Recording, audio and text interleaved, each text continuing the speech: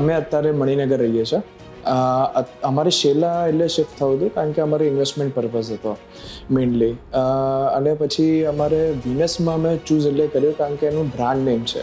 ત્યાર સુધી 3-1 મહિના થયા અમારે ડીલ ફાઇનલ કર્યા પછી એકદમ ફ્લોલેસ પ્રોસેસ. 2 વખત અમે ઓફિસમાં જઈને આવ્યા, એ લોકોનું ફોલોઅપ્સ, રિલેશનશિપ મેનેજરનું કામ, ઇવન લલિતભાઈનું કામ, ખાસી બધી વિનસમાં લેતા પહેલાં અમે ખાસી બધી જગ્યાએ ડિસ્કશન્સ કર્યા હતા, વાત કરી હતી, પણ આના જેવો એક્સપિરિયન્સ, આના જેવી ફીલ અમને બીજે ક્યાંય આવું એક્સપિરિયન્સ આવો નહોતો મળ્યો. વિધાઉટ એની ડાઉટ કંઈ જોવાની જરૂર નથી. ઇનફેક્ટ મેં મારા 2 કે 3 ફ્રેન્ડ્સને ઓલરેડી રેકમેન્ડ કર્યા છે અને ડિસ્કશન પણ ચાલુ છે.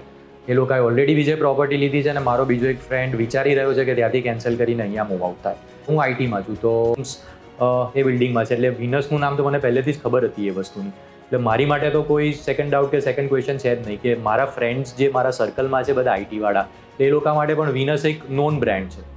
તો વિધાઉટ એની ડાઉટ અહીંયા બુક કરી શકાય છે. અને આ રેટમાં અને જે એમ્યુનિટીઝ ને બધું મળી રહ્યું છે, અને જે મારા ભાઈએ કીધું કે જે લેન્ડસ્કેપિંગ ને બધું છે કે જે ફર્મે કર્યું છે કે જે બુર્જ ખલીફાનું જેનું લેન્ડસ્કેપિંગ હતું એ જ વસ્તુ અહીંયા આ લોકો આપી રહ્યા છે. એટલે જ્યારે થશે ત્યારે આઈ એમ વેરી એક્સાઇટેડ કે કેવું બનશે ત્યારે. અને જે પ્રમાણે આ 3D વ્યૂ અને આ જે ARમાંથી જે વિઝ્યુઅલાઇઝેશન મળે છે